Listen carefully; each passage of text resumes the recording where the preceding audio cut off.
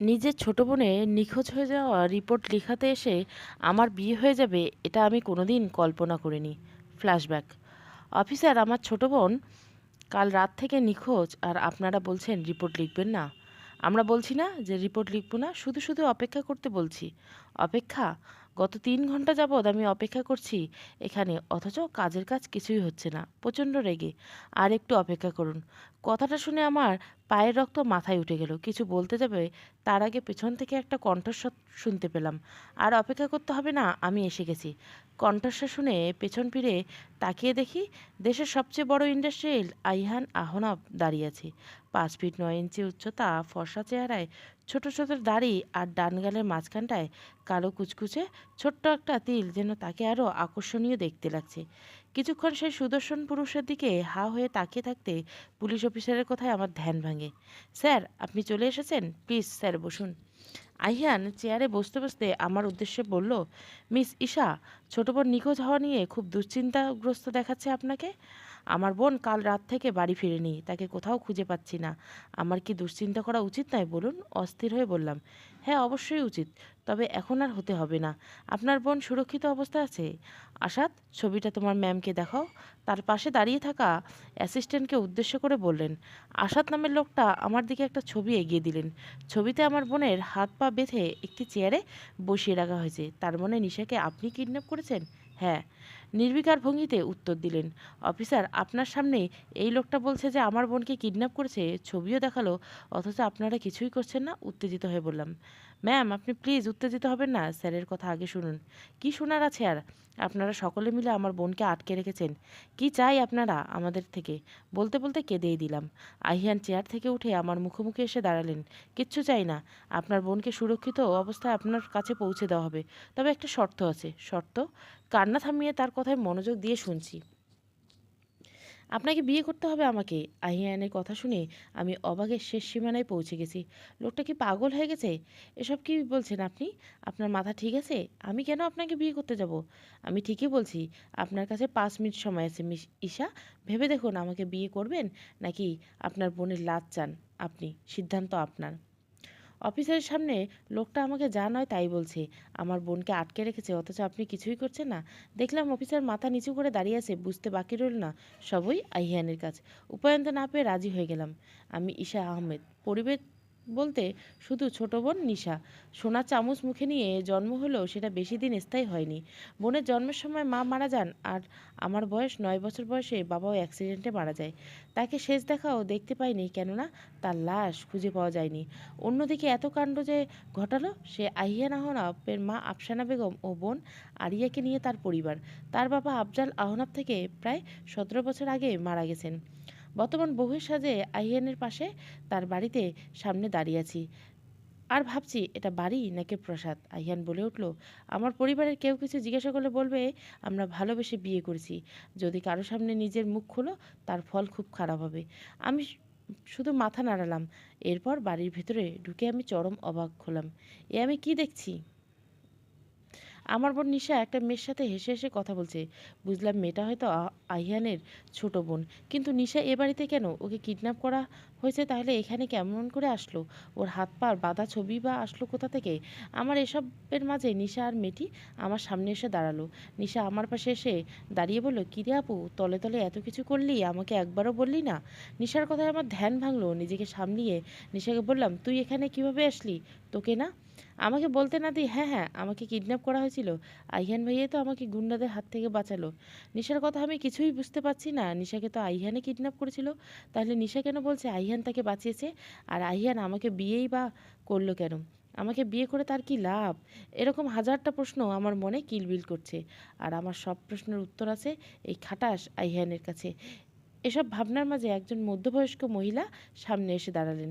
আহিয়ানকে উদ্দেশ্য করে বলেন, শেষ পর্যন্ত নিজের জেদটা বজায় রাখলি তো আহিয়ান?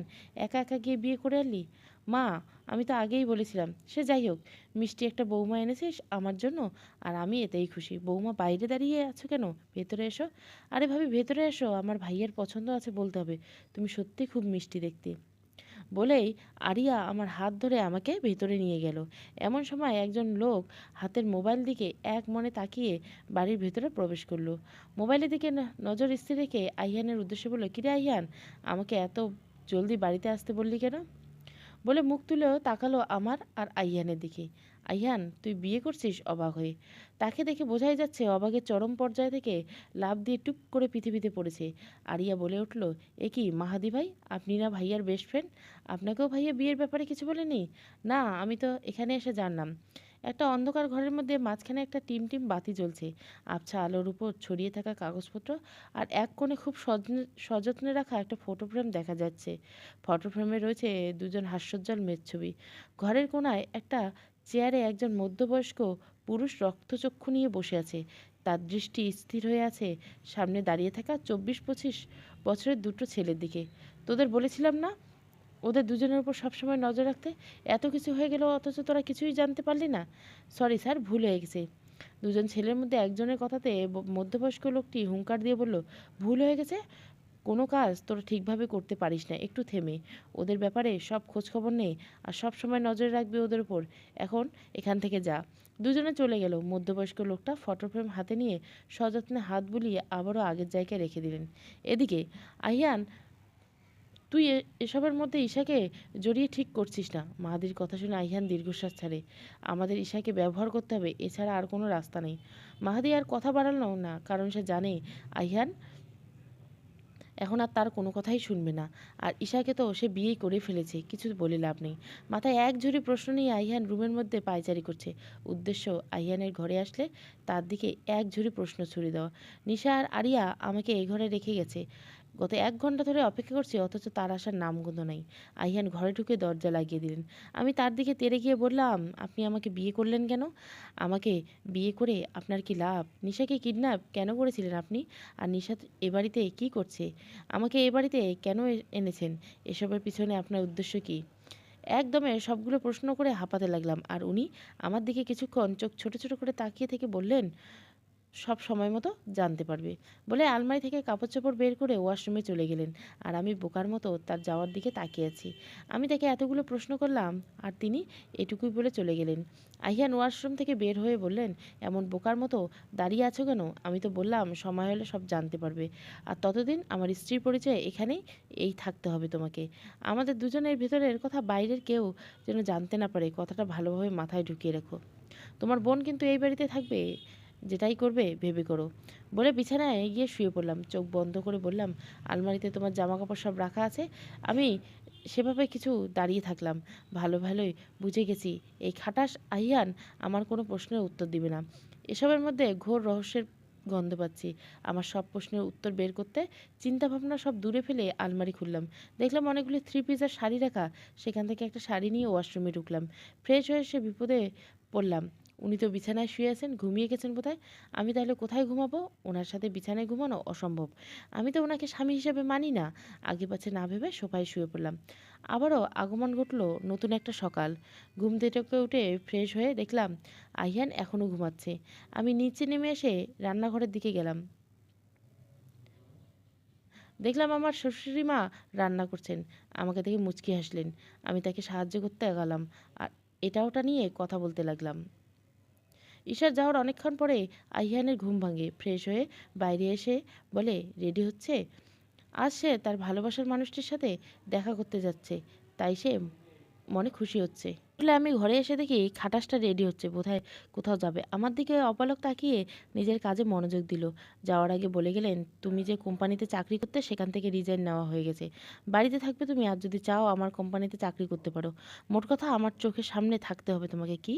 কোনো কিছু না বলে চলে গেলেন। আর আমি ভাবছি গত 2 দিন ধরে আমার সাথে কি ঘটছে। মনে হচ্ছে অবাগের শেষ পর্যায়ে গিয়ে চিৎপাটাং হয়ে শুয়ে থাকাই এখন বোধহয় বাকি আছে। মাহেদি আইহানের ঘরে কথা বলার উদ্দেশ্যে তার ঘরের দিকে যাচ্ছে। একদিকে মাহিদি সিঁড়ি দিয়ে উপরের দিকে উঠছে, অন্যদিকে নিশা সিঁড়ি দিয়ে নিচে নামছে। দুজনেই মনোযোগ নিজের ফোনের উপর স্থিত। অতঃপর মাহাদি নামক ব্যক্তি ও নিশা নামক ব্যক্তির সাথে সংঘর্ষের মধ্যে দুজনের ফোনই পড়ে চুরমার। দুজনে একে অপরের দিকে অগ্নিচক্ষু নিয়ে তাকালো। নিশা বলে উঠল, এই যে আপনি চোখে দেখেন না নাকি সুন্দরী মেয়ে দেখলে ধাক্কা খেতে মন চায়? দিলেন তো আমার স্বাদের ফোনটা ভেঙে।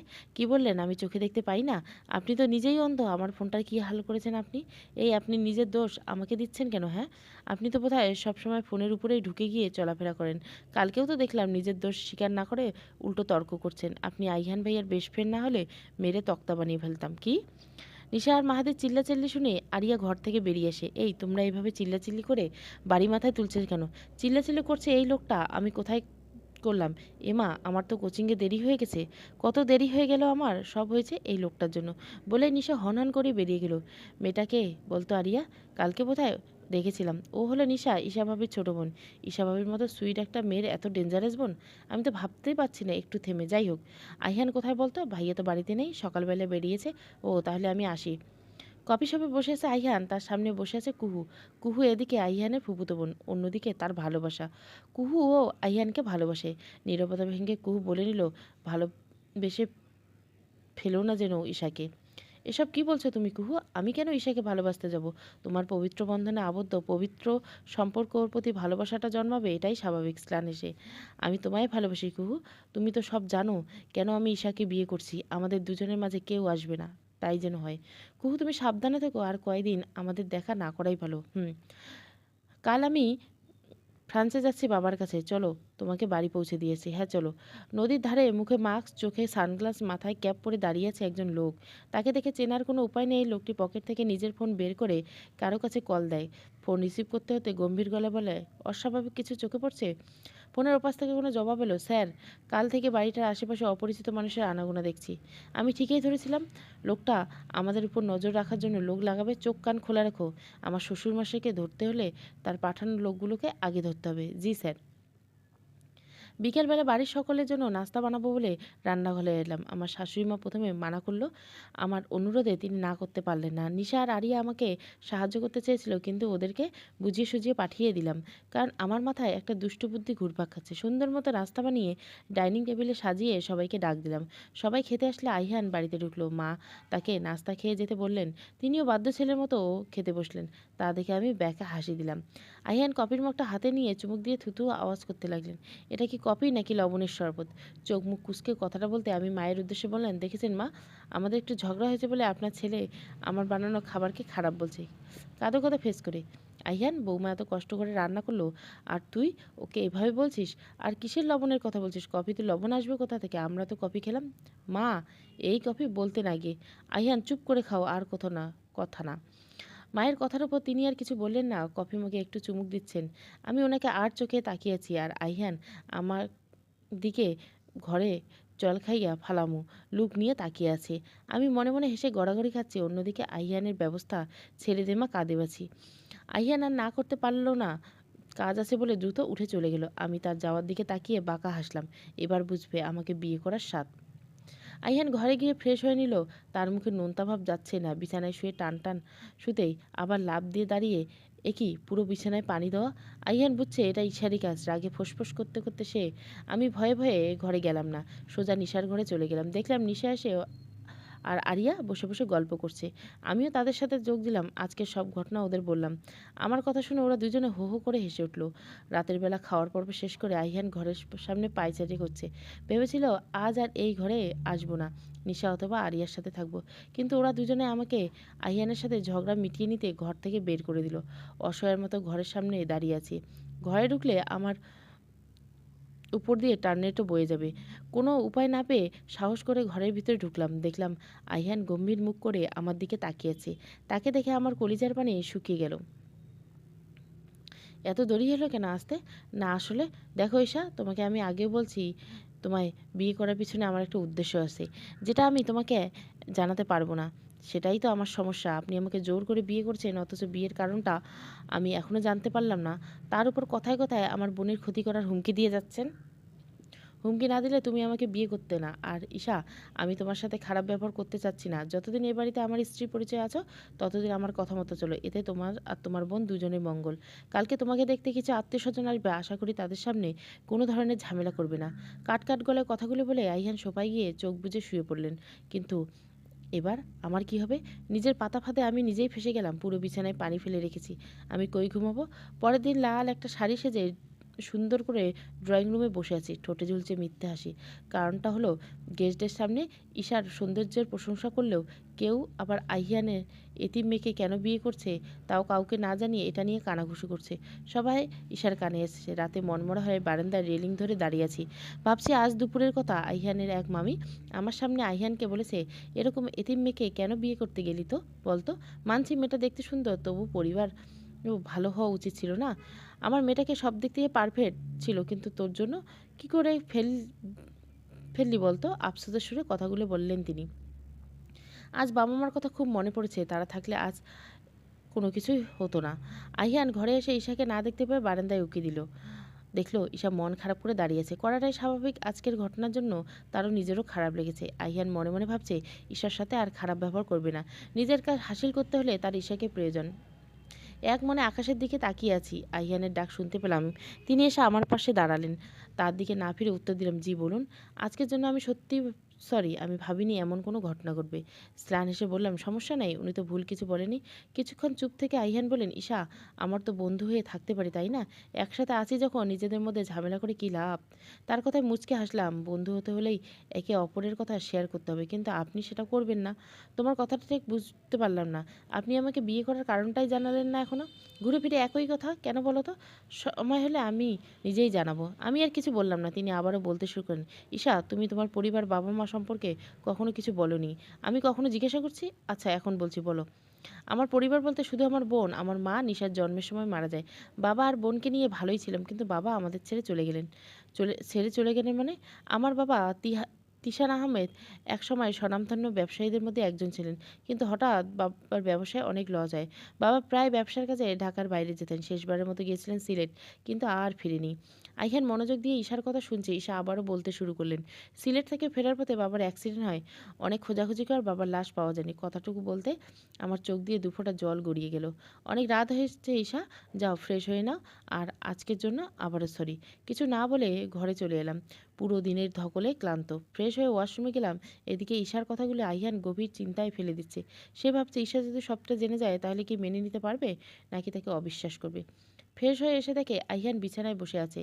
আমি ঘুমানোর জন্য সোফার দিকে পা বাড়াতেই তিনি বললেন, তুমি চাইলে বিছানায় ঘুমাতে পারো, আমার কোনো সমস্যা নেই। জি? অবাক হয়ে। আমার কথার উপর বিশ্বাস রাখতে পারো, আমার কোনো খারাপ উদ্দেশ্য নেই। আমি যেটা করছি তোমার আর আমাদের সকলের ভালোর জন্য করছি। ঠান্ডা গলায়। আমি আর কথা বাড়ালাম না। শুরু থেকেই কেন যেন মানুষটিকে বিশ্বাস করতে ইচ্ছে হয়। মনে হচ্ছে বেঁচে থাকার হয়তো কোনো নতুন অবলম্বন খুঁজে পেয়েছি। তাই হয়তো তাকে এত কিছু পরেও কঠিন গলায় কিছু বলতে পারিনি। চুপচাপ গিয়ে বিছানার একপাশে শুয়ে পড়লাম। ক্লান্ত থাকার সাথে সাথে ঘুমিয়ে পড়লাম। অন্ধকার রাতে নিজের জীবন বাঁচাতে দৌড়ে যাচ্ছে একজন লোক। তার পিছনে তাকে তাড়া করে দৌড়াচ্ছে কিছু কালো পোশাক পরার লোক। তারা নিজেদের মুখ কালো কাপড় দিয়ে ঢেকে রেখেছেন। কাউকে চেনার উপায় নেই। লোকটা দৌড়াতে দৌড়াতে এসে একটা নদীর ধারে এসে থমকালো। সামনে আর যাওয়ার জায়গা নেই। কালো পোশাক পরা লোকগুলি তাকে ঘিরে ধরেছে। সকলের হাতে বন্দুক, আর সেটা তাক করে রেখেছে লোকটার দিকে। লোকগুলো মাঝখান থেকে মাস্ক পরা সেই লোকটি বেরিয়ে এলো। আজ তার চেহারা দেখে তাকে চেনার কোনো উপায় নেই। মাস্ক পরা লোকটি তার হাতে থাকা বন্দুকটি লোকটার দিকে তাক করে বলল, তোর আর পালানোর রাস্তা নেই। ভালোই ভালো আমাদের কথা মেনে নেই। তোরা কোনোদিন স্যারকে ধরতে সফল হবি না। তোর আগেই স্যার তোদের সবাইকে শেষ করে দিবে। বলে লোকটা নদীতে ঝাঁপ দেয়। আর এদিকে মাস্ক পরা লোকটা রাগে ফুঁসছে। তার চোখ রক্তবর্ণ ধারণ করছে। সকালে ঘুম থেকে উঠে ফ্রেশ হয়ে নিল। কালকে সব মেহমানরা চলে গেছে, শুধু আহিয়ানের ছোট খালামণি আর ৭ বছরের মেয়ে মাহিয়া বাদে। ভাবলাম সকলের জন্য আজ নাস্তা আমিই বানাই। যেই ভাবা সেই কাজ। ডাইনিং টেবিলে খাবার সাজিয়ে সবাইকে ডাকলাম। আমার রান্না খালামণি আর মাহিয়া দুজনে বেশ ভালো লেগেছে। খাওয়ার পর্ব শেষ হয়ে মাহিয়া আমার দায়িত্বে রেখে মা আর খালামণি শপিং করতে বেরোলেন। নিশা আর আরিয়াও বেরিয়ে গেল ভার্সিটির উদ্দেশ্যে। আহিয়ান ঘরে এসে দেখে সেখানে ঈশা আর মাহিয়ার সাথে খেলছে। আজ প্রথমবারের মতো আহিয়ান ঈশার দিকে ভালোভাবে দেখল। দুধে আলতা গায়ের রং ঈশার, হালকা গোলাপি ঠোঁটের এক কোণে ছোট্ট একটা তিল, মায়াবী চোখ আর ডান গালে পাশে একটু নিচে কালো কুচকুচে তিল। কোমর অবধি ঘন কালো চুল। অপলক দৃষ্টিতে কিছুক্ষণ তাকিয়ে থাকার পর ধ্যান ভাঙে আইয়ার। সে ভাবছে এটা সে ঠিক না। সে তো কুহুকে ভালোবাসে। তার হৃদয়ে ঈশার কোনো জায়গা হবে না। আর কুহুর মাঝখানে ঈশা সে কখনোই আসতে দিবে না। দ্রুত পায়ে ঢুকে নিজের ল্যাপটপে আরও কিছু ফাইল নিয়ে ড্রয়িং রুমে চলে এলো আইহান। এদিকে ঈশা আইহানের ব্যবহারে কিছু বুঝতে পারে না। মানুষটা এই ভালো তো এই খারাপ, তবুও কেন যেন আইহান প্রতি কোনো রাগ জন্মায় না। বিকালে মাহিয়ার জন্য এক গ্লাস গরম দুধ করে ওকে খাওয়াতে যাচ্ছে। মাহিয়া আইহানের পাশে ড্রয়িং রুমে সোফায় বসে আছে। আইহান ল্যাপটপে তার কাজের পাশাপাশি মাহিয়ার সাথে এটা ওটা নিয়ে কথা বলছে। অনেকটা বেখেয়ালিভাবে হাঁটছিল আমি। তাই তো টুপ করে টেবিলের সাথে ধাক্কা লেগে টুপ করে গ্লাসে থাকা সমস্ত দুধ আইহানের ল্যাপটপ আর কাগজপত্রের উপর পড়ে গেল। ভয়ে শুকনো ঢোক গিললাম, না জানি খাটা এখন আমার কি হাল করবে। ভাবতে আমার প্রাণ যায় যায় অবস্থা। ওনার দিকে তাকাতেই দেখলাম উনি গম্ভীর মুখ করে হঠাৎ করে হো হো করে হেসে উঠলেন। আর আমি ওনার ওভাবে হঠাৎ হাবভাবের পরিবর্তনে ভ্যাবাচাকা খেয়ে গেলাম। মানুষটা হাসলে অসম্ভব সুন্দর লাগে, হাসলে ডান গালের টোল পড়ে। তবুও কেন তিনি গম্ভীর মুখ করে থাকেন বুঝি না। আমি এক ধ্যানে তার সুন্দর হাসিটার দিকে তাকিয়ে আছি। তিনি কেন হাসছেন জানি না, তবু জানার প্রতি তেমন আগ্রহ হচ্ছে না। শুধু ওনার হাসিটা দেখতে ইচ্ছে করছে। আহিয়ান যথাসম্ভব নিজেকে হাসানো থামানোর চেষ্টা করে চালিয়ে সোফায় বসা থেকে উঠে দাঁড়ালেন। প্যাকেট থেকে নিজের ফোন বের করে আমার একটা ছবি তুললেন। তখনই আমার ধ্যান ভাঙলো। ফোনের স্ক্রিনে আমার দিকে ঘুরিয়ে ছবিটা দেখে বললেন, চেহারার অবস্থা কি করে রেখেছো? হাসতেছে। এমা, আমার চেহারা কি অবস্থা? এটা আমার চেহারা নাকি আফ্রিকার জঙ্গল? আমার মুখে কালো মার্কা পেন দিয়ে ছোট ছোট করে গরু, জিরাফ, হাতি, কুমির আরও না জানি কত কিছু আঁকেছে। এটা নিঘাত মাইয়ের কাজ। দুপুরবেলা যখন ঘুমিয়েছিলাম তখন আঁকেছে। দুই হাত দিয়ে মুখ ঢেকে ঘরের দিকে একটা ভোর দৌড় দিলাম। ওদিকে আইহান আর মাহিয়া হেসে গড়াগড়ি করছে। আইহান আর মাহাদি বিজনেস পার্টনার। ব্যবসার কাজে মাহাদি প্রায় বাড়িতে আসা যাওয়া করত। আজই সেই কারণে আইহানের সাথে দেখা করতে এসে। কাজ শেষ হলে মাহিদি যাওয়ার জন্য উদ্যত হয়। সিঁড়ি দিয়ে নামতে যাবে তখনই কিছু একটা আওয়াজ পায় সে। আওয়াজটা অনুসরণ করে ছাদের দিকে যায়। যা দেখে তাতে তার হৃদয়ে বেরিয়ে আসার উপক্রম। সাদা শাড়ি পরে বৃষ্টিতে ভিজছে নিশা, হাতে সাদা চুড়ি, কানে একজোড়া সাদা কানের দুল, পায়ে নুপুর। সেই নুপুরের রিনিঝিনি আওয়াজটাই পেয়েছিল মাহাদি। মাহাদি স্তব্ধ হয়ে তাকিয়েছে নিশার দিকে। তার ঠোঁট ফুটে উঠে এক চিলতে হাসি। মাহাদি নিঃশ্বাস শেষে সেখান থেকে বিদায় নেয়।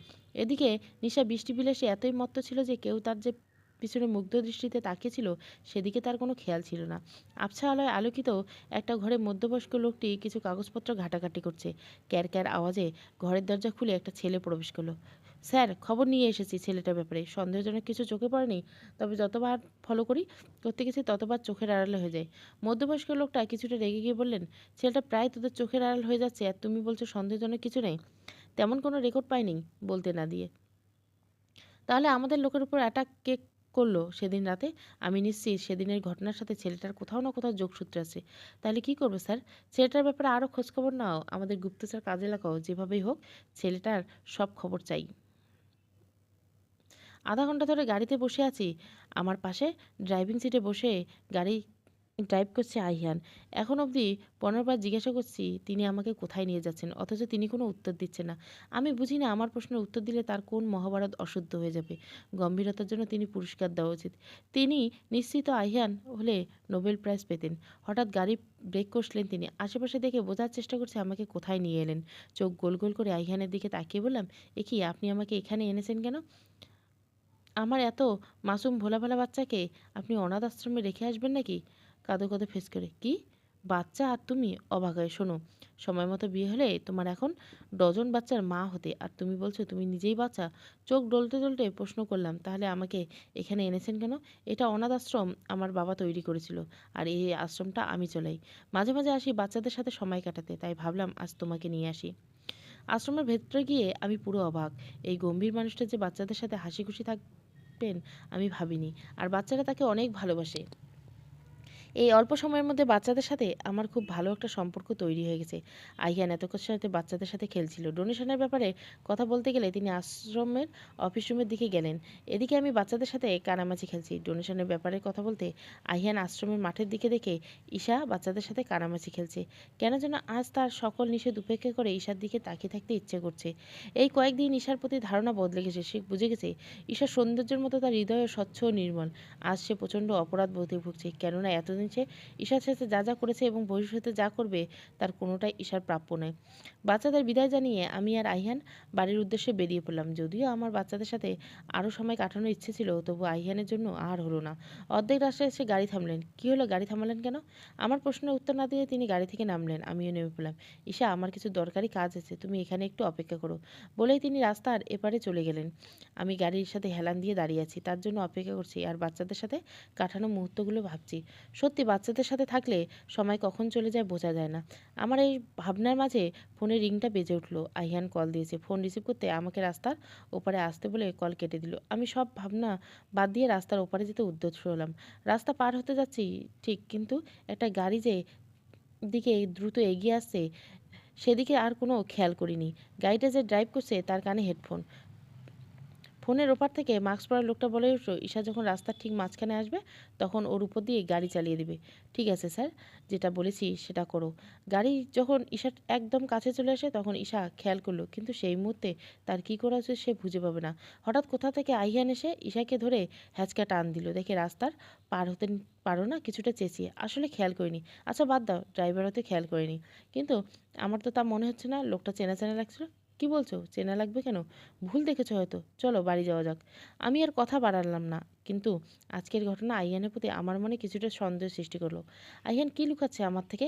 এদিকে মধ্যবয়স্ক লোকটা হো হো করে হাসছে। তার সামনে দাঁড়িয়ে থাকা ছেলে দুটো ঠোঁটে ঝুলছে বাঁকা হাসি। লোকটা বলতে শুরু করলো, কি ভেবেছিল ও আমাকে ধরা এতই সহজ? ওর আসল পরিচয় আমি জেনে গেছি, ওর সব প্ল্যান ও জেনে গেছি। হঠাৎ লোকটার চোখ রাগে লাল হয়ে গেল। পাশে থাকা টেবিলে জোরে ঘুষি মেরে বলল, কিন্তু ও আমার প্রাণভোমরার খোঁজ পেয়েছে, আর এসবের মাঝে আমার প্রাণভোমরাকে এনে ঠিক করেনি। ছেলে দুটোর মধ্যে একজন বলল, তাহলে এখন কি করবো স্যার? আগে নিজের প্রাণভোমরাকে সুরক্ষিত রাখি, তারপর ওকে চিরদেশের জন্য ঘুম পাড়িয়ে দিব। সন্ধ্যার আবছা আলোয় একটি যাত্রী ছাউনিতে দাঁড়িয়ে আছে নিশা। আজ ভার্সিটির পরে এক বান্ধবীর বাড়ি গিয়েছিল, সেখান থেকে ফিরতে দেরি হয়ে গেছে। আধা ঘন্টা ধরে মুষলধারে বৃষ্টি হওয়ার পর বৃষ্টির বেগ কিছুটা কমছে, কিন্তু বাজ আসার নাম গন্ধ নেই। ওদিকে নিশা বেশ অস্বস্তিতে, কিছুটা ভিজে গেছে সে। আর এদিকে কিছু ছেলে বারবার আর চোখে তাকাচ্ছে। হঠাৎ একটা মোটর সাইকেলে থেকে এসে নামলো। বাইকে ওঠো, বাড়ি পৌঁছে দিচ্ছি তোমাকে। অচেনা একটা লোক তাকে বাড়ি পৌঁছে দেবে বলতে তেলে বেগুনে জ্বলে উঠল মিশা। কি বললেন, চেনা নেই জানা নেই, অথচ বলছেন বাড়ি পৌঁছে দেবেন? মেয়ে দেখলে আপনাদের অসভ্যতামি শুরু হয়ে যায়, তাই না? লোকটা তড়িঘড়ি করে নিজের হেলমেট খুলে, আরে আমি মাহাদি, আর একটু হলে গণপিটুনি খাওয়াতেন আমাকে। নিচে কিছুটা অবাক হয়, সরি আমি বুঝতে পারিনি। তাহলে এবার ওঠো বাইকে। নিশা আর কথা বাড়ায় না, যথেষ্ট দূরত্ব রেখে সে বাইকে উঠে যায়। তা দেখে নিঃশব্দে হাসে মাহাদি। মাহাদি প্রায় কাজের ফাঁকে বাইক নিয়ে বেরিয়ে পড়ে অজানা উদ্দেশ্যে। এতে তার মন ভালো হয়ে যায়। আর আজ তার মন ভালো থাকাটা আরও এক ধাপ বেশি হয়ে যায় অনেকটা অনাকাঙ্ক্ষিতভাবে নিশার সাথে সাক্ষাতে। মাস্ক পরা লোকটির সামনে দাঁড়িয়ে আছে আসাদ। আসাদ বলল, স্যার, ঈশা ম্যামের অ্যাক্সিডেন্ট করানোর চেষ্টা তো করলাম, কিন্তু লাভ হলো না। মাস্ক পরা লোকটি চোখ রক্তবর্ণ ধারণ করেছে। পাশে থাকা চেয়ারে সজোরে লাথি মেরে ভেঙে ফেলল। মুখের মাস্কটা খুলে ছুঁড়ে মারল। এটা কিভাবে হতে পারলো? তাহলে কি ওরা জেনে গেছে পরিচয়টা? একটু থেমে, এত সতর্কর সাথে করলাম, তবুও ওকে ধরতে পারলাম না। আমার সব প্ল্যান ভেস্তে গেল। ছি আহিয়ান, ছি, তুই এতটা নিচে নেমে গেছিস? পরিচিত কণ্ঠস্বর শুনে আহিয়ান আর আসাদ দুজনে দরজার রুমের দিকে তাকালো। মাহাদি, তুই কখন এলি? যখন তোরা ঈশার অ্যাক্সিডেন্ট করানোর প্ল্যানের ব্যাপারে আলোচনা করেছিস তখন। আমি তো ভাবতেই পারি না আহিয়ান তুই এত নিচু কাজ করবি। ঈশার যদি কিছু একটা হয়ে যেত? আহিয়ান নিজের রাগ সংবরণ করে বলল, আমি তো ছিলাম সেখানে। কিছু হওয়ার আগে ঈশাকে সরিয়ে নিয়েছিলাম সেখান থেকে, মারলাম। ঈশার কোনো ক্ষতি হয়নি, কিন্তু সময় মতো না সরালে কী হতো বুঝতে পারছিস? আহিয়ান কোনো জবাব দেয় না। সে জানে আজকের কাজটা ঠিক করেনি সে, নিজেও এর জন্য অপরাধ বোধে ভুগছে। কী হলো, উত্তর দিচ্ছিস না কেন? এতদিন ধরে তুই ঈশার সাথে আছিস, তবুও কি ওর জন্য তোর কোনো মায়া জন্মায়নি আহিয়ান? এসবের মাঝে ঈশাকে জড়ানি, ওর জীবন নিয়ে ছিনিমিনি কেন খেলছিস? এসবের মাঝে ঈশার তো কোনো দোষ নাই। আহিয়ান কোনো জবাব না দিয়ে বেরিয়ে যায়। মাহাতি তাকে কয়েকবার ডাকলো, দাঁড়ায় না। পরদিন সকালবেলা আহিয়ান আর নিশা ড্রয়িং রুমে বসে আছে। আরিয়া শপিংয়ে যাবে বলে নিশাকে সাথে জোর করেছে, কিন্তু নিশা যাবে না বলে জেদ ধরেছে। এই নিশা, চলো না প্লিজ। অভি, একা একা অনেক বোর হব, প্লিজ চলো। আমার আর কোথাও যেতে ইচ্ছে করছে না আরিয়া। এদিকে মাহাদি ড্রয়িং রুমে প্রবেশ করে। তাদের দুজনের কথাবার্তা শুনে সে বলে, আরে আরিয়া, তুমি বুঝতে পারছো না নিশা তো একটা বাচ্চা মেয়ে, শপিংয়ে গেলে হারিয়ে যাবে। চলো আমি তোমাকে নিয়ে যাচ্ছি। সত্যি মাহাদি ভাই, আপনি আমাকে শপিংয়ে নিয়ে যাবেন? বলে আরিয়া লাফ দিয়ে উঠে আসে। এদিকে নিশা মাহাদির কথা শুনে তেলে বেগুনে জ্বলে ওঠে। কিছু বলবে তার আগে আরিয়া বলে, এই নিশা, শেষবারের মতো বলছি, যাবি কিনা? নিশা মাহাদির চোখে একবার আর চোখে তাকিয়ে রেডি হয়ে চলে যায়। আজ সকালে আমার এক বান্ধবী আননোন নাম্বার থেকে কল করে আমাকে দেখা করতে বলে। জরুরি দরকার আছে বলে আমি আর কথা বাড়ালাম না। ভাবলাম দেখা হলে জানতে পারবো। তার দেওয়া ঠিকানায় এসে অপেক্ষা করছি। কিছুটা অস্বস্তি লাগছে, কারণ জায়গাটা অনেক নির্জন। এমন একটা জায়গায় আমাকে ডেকেছে তাই তো বুঝতে পারছি না। হঠাৎ দুটো গাড়ি এসে আমার সামনে দাঁড়ালো। কিছু বোঝার আগে গাড়ি থেকে কিছু লোক বেরিয়ে এসে আমার মুখে একজন রুমাল চেপে ধরলো। কিছুক্ষণ তাদের সাথে ধস্তাধস্তি করে আমি নিস্তেজ হয়ে গেলাম। কতক্ষণ পর জ্ঞান ফিরল আমার জানা নেই। মাথা ঘুরছে, চোখে ঝাপসা দেখছি। আমাকে একটা অন্ধকার ঘরে চেয়ারের সাথে বেঁধে রাখা হয়েছে। দৃষ্টি স্বাভাবিকতা আশেপাশে চোখ বুলিয়ে বোঝার চেষ্টা করছি আমাকে কোথায় আনা হয়েছে। আমার ডান দিকে খানিকটা দূরে দুজন মানুষের অভাবে দেখতে পেলাম। তারা কিছু একটা নিয়ে কথা বলছে, কিন্তু তাদের কথা স্পষ্ট শুনতে পেলাম না। যতটুকু শুনছি ততটুকু বুঝছি তারা নিশাকেও কিডন্যাপ করার চেষ্টা করবে। তাও আবার আমার আর নিশার সুরক্ষার জন্য। কিন্তু কেন? আর এই লোকগুলো কারা? আমার মাথায় কিছুই আসছে না। তবে আশ্চর্যের বিষয় হলো, ওই দুটো অপরের মধ্যে একজন খুব পরিচিত মনে হচ্ছে। তার কণ্ঠস্বর চেনা চেনা লাগছে। বাড়ির বাইরে আসা অনবরত গুলির আওয়াজ ভাবনার জগৎ থেকে বাস্তবে ফিরে এলাম। ভয়ে আমার হাত পা ঠান্ডা হওয়ার উপক্রম। ক্যারক্যারে আওয়াজে আমার সামনের দরজাটা খুলে গেল। সামনে দাঁড়িয়ে থাকা মানুষটাকে চিনতে আমার একটুও কষ্ট হয়নি।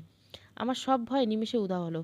আহিয়ানের সাথে আসাদ আর কয়েকজন রয়েছে। আশ্চর্যের বিষয় হলো, তাদের সকলের কাছেই বন্দুক, আর তাদের পোশাকের কিছুটা ভিন্নতা রয়েছে।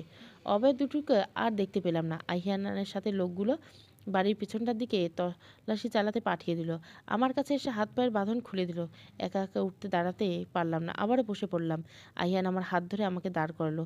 আমি তার দিকে প্রশ্নসূচক দৃষ্টিতে তাকালাম। আহিয়ান হয়তো আমার মনের থাকা প্রশ্নগুলি বুঝতে পারল। নিজেই বলতে শুরু করলেন, খুব অবাক হচ্ছে আমাকে এভাবে দেখে, তাই না? আমি মাথা নাড়লাম, যার অর্থ হ্যাঁ। তিনি আবার বলতে শুরু করলেন, একজন ইন্ডাস্ট্রিয়াল হওয়ার পাশাপাশি আমার আরও একটা পরিচয় আছে। আমি সিআইডি অফিসার। তোমাকে যারা কিডন্যাপ করেছে তারা একটা মাফিয়া দলের সঙ্গে যুক্ত। এই দলটাকে ধরার চেষ্টা করছি অনেক দিন হলো, কিন্তু প্রতিবারে কোনো না কোনোভাবে ব্যর্থ হচ্ছি। কিন্তু ওরা তো বলেছিল। আমার কথা শেষ হওয়ার আগে আশা সেখানে চলে আসে। আহিয়ানকে উদ্দেশ্য করে বলে, তারা কোথাও কাউকে খুঁজে পায়নি। আহিয়ান একটা দীর্ঘশ্বাস ফেলে বললেন, চলো বাড়ি যাই। নিশা, আরিয়া আর মাহাদি বাড়ি ফিরতে ফিরতে সন্ধ্যা হয়ে গেল। মাহাদি তাদের বাড়ি পৌঁছে দেয়। আরিয়া আর নিশা বাড়ির ভিতরে ঢুকতে যাবে, তখনই মাহাদি নিশাকে পিছু ডাক থেকে আরিয়া বাড়ির ভেতরে চলে যায়, আর নিশা সেখানে দাঁড়িয়ে থাকে।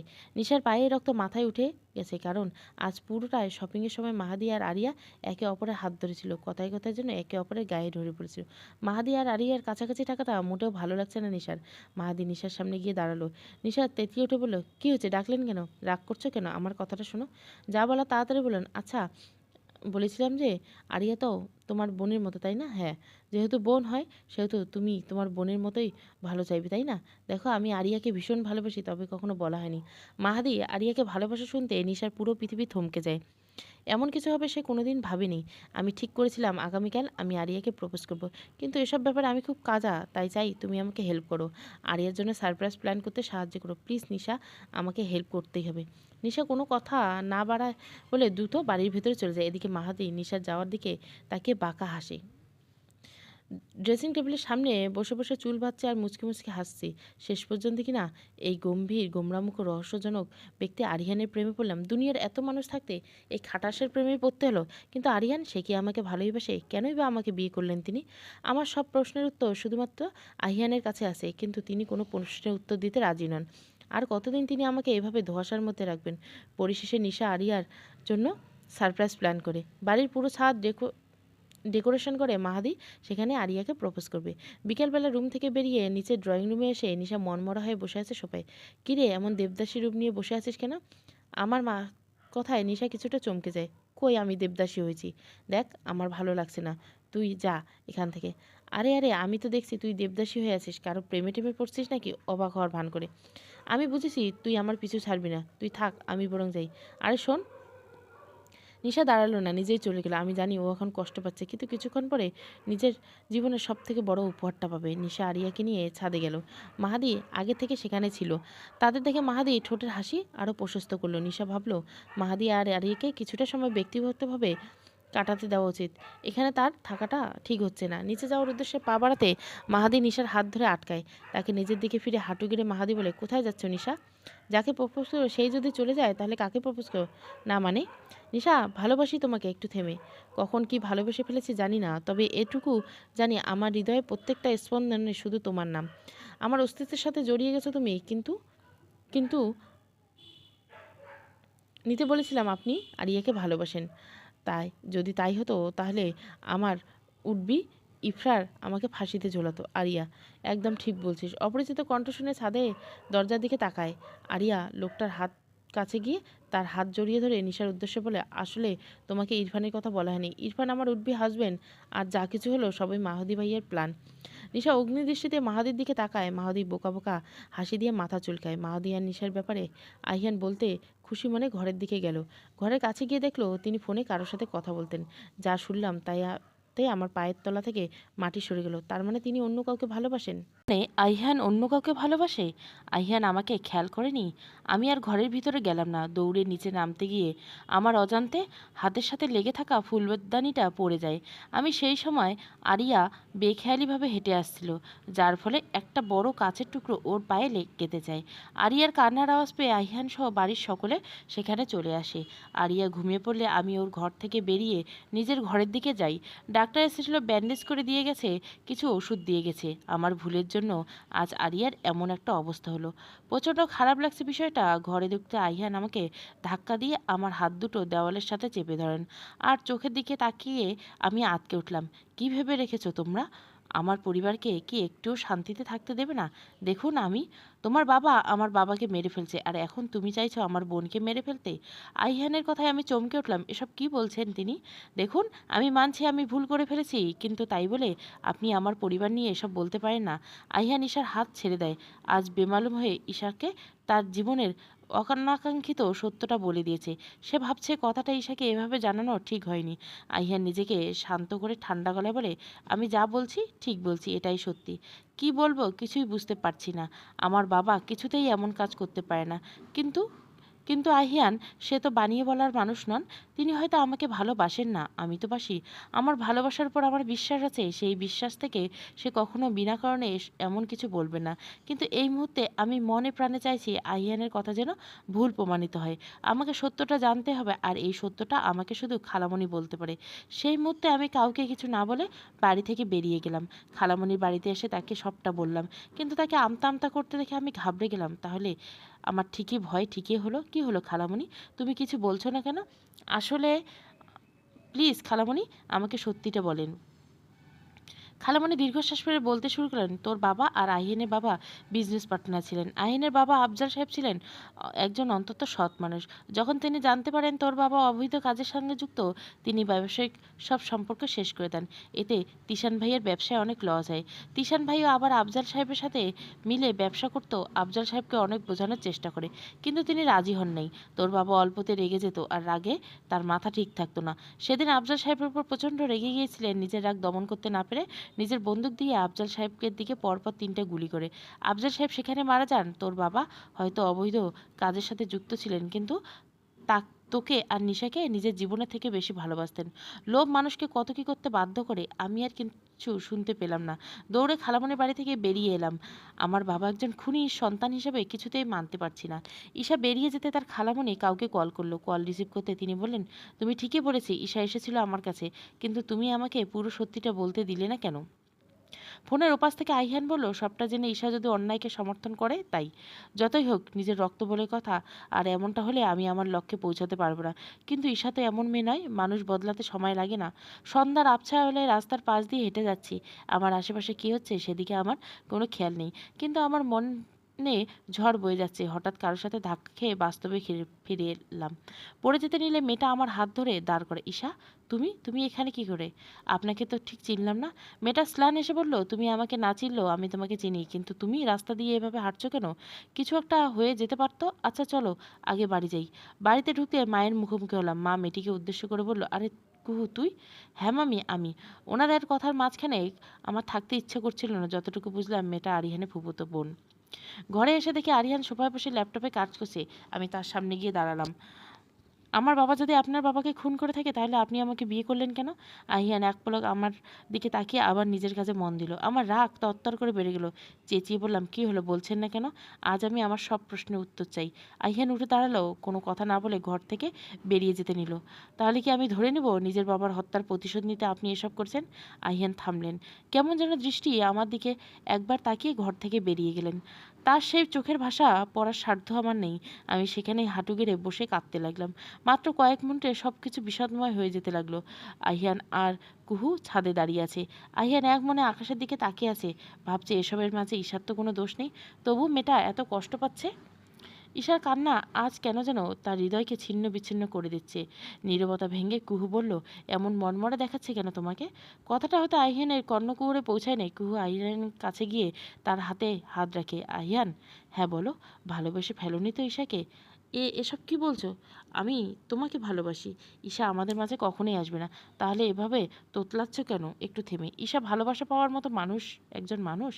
আহিয়ান কি বলবে ভেবে পায় না। এই কয়দিন তার মনে ঈশার প্রতি যে অনুভূতি জন্ম নিয়েছে সেটা অস্বীকার করতে পারে না। কিন্তু এই অনুভূতি যে কিসের সেটা কখনো বুঝে উঠতে পারে না। কুহা আবার বলতে শুরু করলো, ঈশাকে এখনো বলনি কেন যে তার বাবা বেঁচে আছে? বলবো।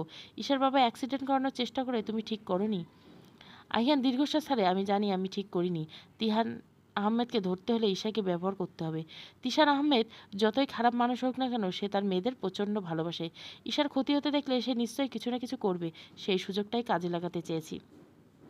হঠাৎ একটা শব্দ। আহিয়ান আর কুহুর ছাদের দরজার দিকে তাকায়। একটা অবয়ব দেখতে পায়। আহিয়ান দ্রুত দরজার কাছে যায় অবয়বটা দেখার জন্য, কিন্তু ততক্ষণে অবয়বটা মিলিয়ে যায়।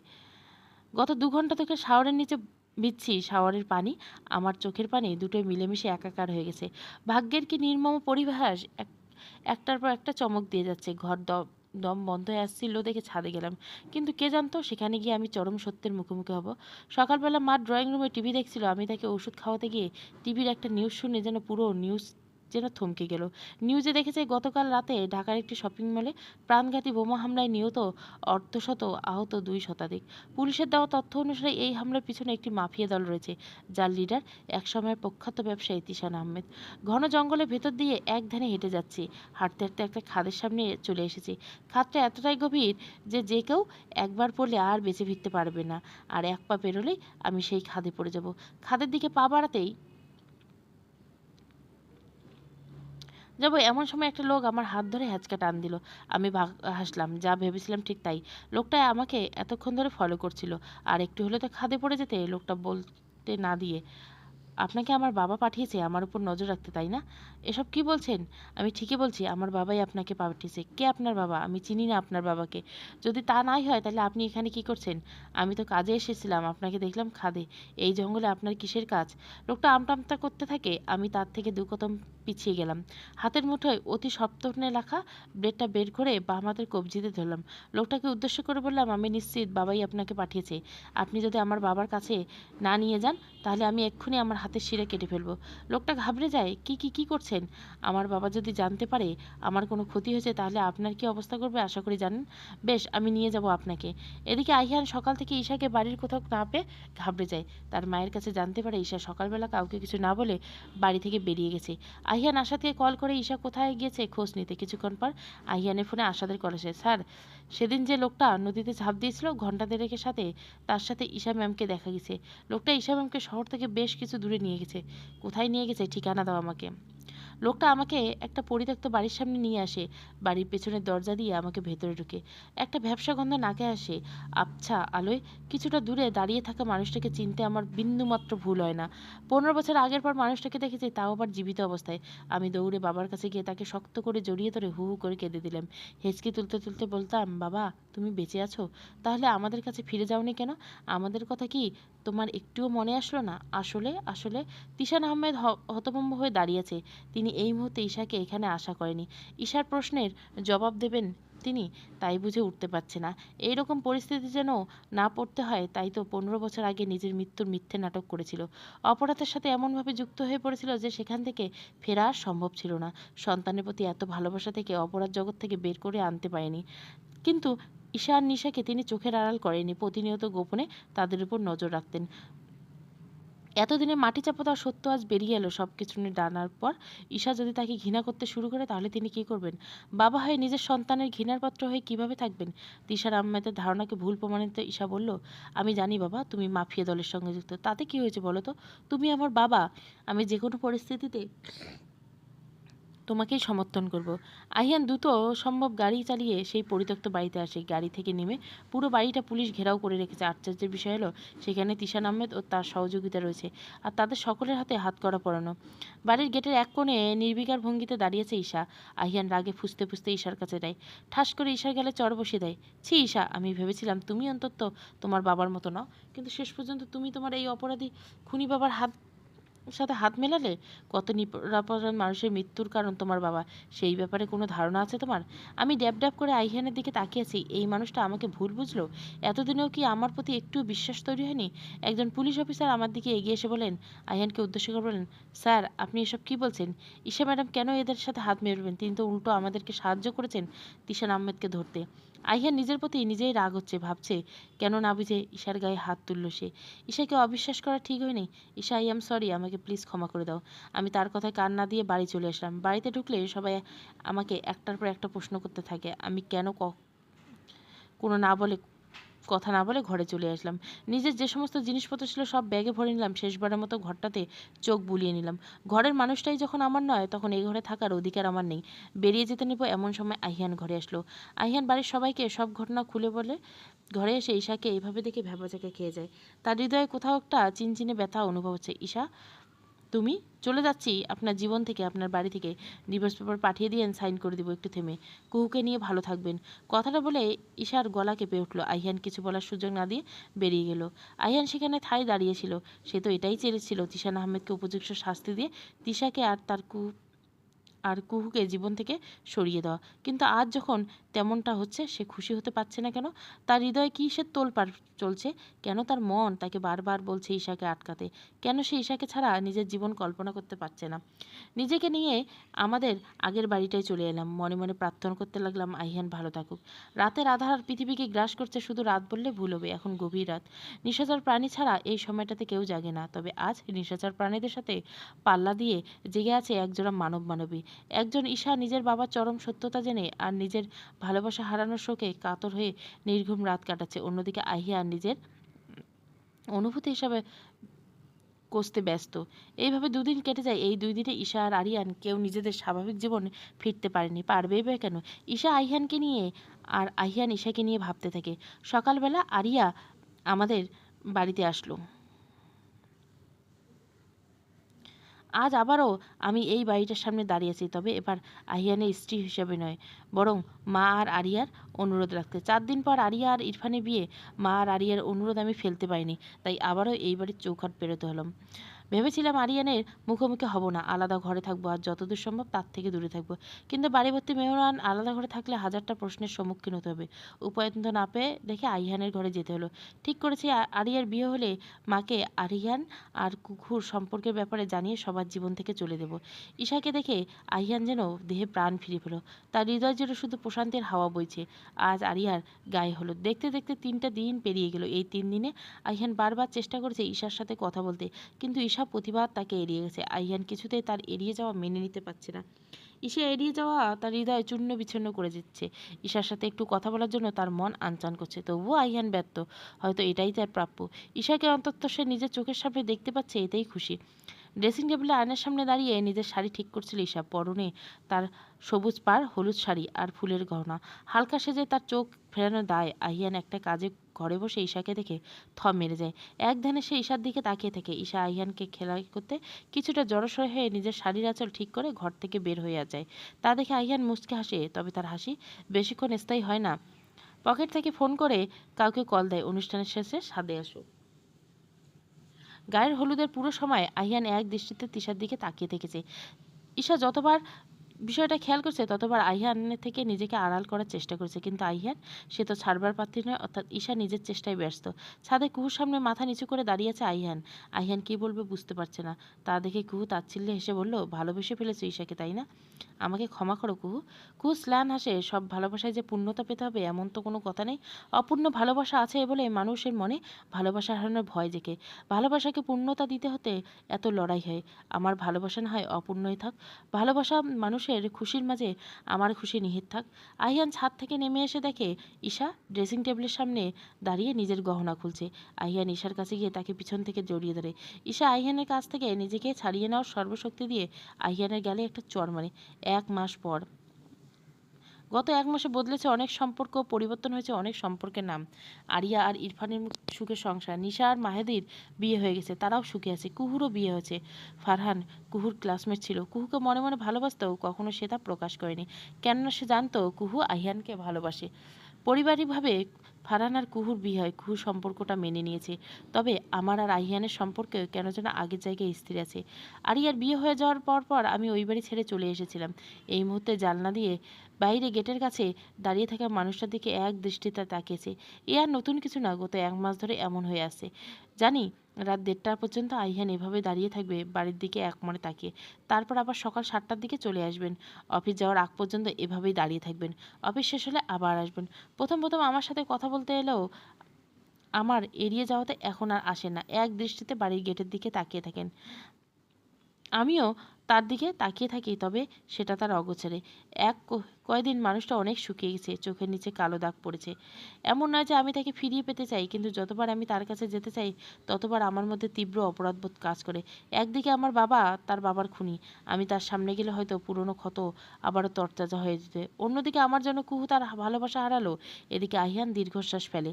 গত 1 মাসের মতো আজও তাকে খালি হাতে ফিরতে হয়েছে। হয়তো এটাই ঈশার সাথে করা তার অন্যায়ের শাস্তি। আহিয়ান নিজের কাজের জন্য অনুতপ্ত। অপেক্ষা জিনিসটা হয়তো তার জন্য উপযুক্ত শাস্তি। আহিয়ান জানে না তার এই অপেক্ষার প্রহর শেষ হবে। তবু আশা রাখে হয়তো একদিন ঈশা তার অপেক্ষার সমাপ্তি ঘটিয়ে তাকে গ্রহণ করবে।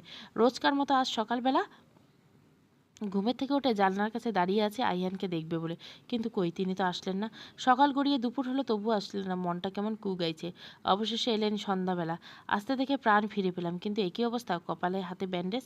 আর কোনো বাধা আমাকে আটকাতে পারল না। দৌড়ে তার কাছে গেলাম, জাপটে জড়িয়ে ধরলাম। আশেপাশের মানুষ আমাদের দিকে আর চোখে তাকাচ্ছে, সেদিকে আমার কোনো খেয়াল নেই। আমি আইয়ানের বুকে নিজেকে আশ্রয় খুঁজতে। 1 সপ্তাহ পেরিয়ে গেছে। আইয়ান অ্যাক্সিডেন্ট, এখন মোটামুটি সুস্থ। আজ আমি আবার বিয়ের কোণে সাজলাম। ড্রয়িং সোফায় আইয়ানের পাশে বসে আছি। কিছুক্ষণ আগে আমার দ্বিতীয়বারের মতো বিয়ে নামক পবিত্র বন্ধনে আবদ্ধ হয়েছি। তবে এবার কারো জোরাজুরি নয়, বরং স্বেচ্ছায়। আহিয়ান আমার কাছে এসে ফিসফিসিয়ে বলল, ভালোবাসি। নিজের লেখা ডায়েরিটা বন্ধ করে রাখলো ঈশা। অজান্তে কয়েক ফোঁটা অশ্রু বিসর্জন দিল। 7 বছর পেরিয়ে গেছে আহিয়ান এবং ঈশার একসাথে পথ চলার। তবে এখন আর তারা একা নন, তাদের সাথে যুক্ত হয়েছে নতুন প্রাণ। আজ আহিয়ান আর ঈশার ছেলে ঈশানের স্কুলের প্রথম দিন। আহিয়ান ঈশানকে নিয়ে স্কুলে গেছে। ঈশা, তুমি কাঁদছো কেন? চিরপরিচিত কণ্ঠ শুনে ঈশা 7 মাসের ভারী পেট নিয়ে উঠে দাঁড়ায়। আহিয়ানের দিকে ফিরে মুচকি হাসে। আপনারা এসে পড়েছেন? ঈশান কোথায়? সে তো বাড়িতে এসে তার দাদিয়ার কাছে ছুটে গেছে। কিন্তু তুমি কাঁদছিলে কেন? ঈশা ডায়েরিটা আহিয়ানকে দেখায়। অনেকদিন পর ডায়েরিটা চোখে পড়লো। আহিয়ান মুচকি এসে ঈশাকে জড়িয়ে ধরে। ঠিক সেই সময় ঈশান গড়েছে, মাম্মাই বাবাই তোমরা কি করছো? আহিয়ান আর ঈশা কিছুটা চমকে গিয়ে ঈশানের দিকে তাকায়। এক পলক একে অপরের দিকে তাকিয়ে ফিক করে হেসে দেয় দুজনে। সমাপ্ত। পরিশেষে ভালোবাসি গল্পটা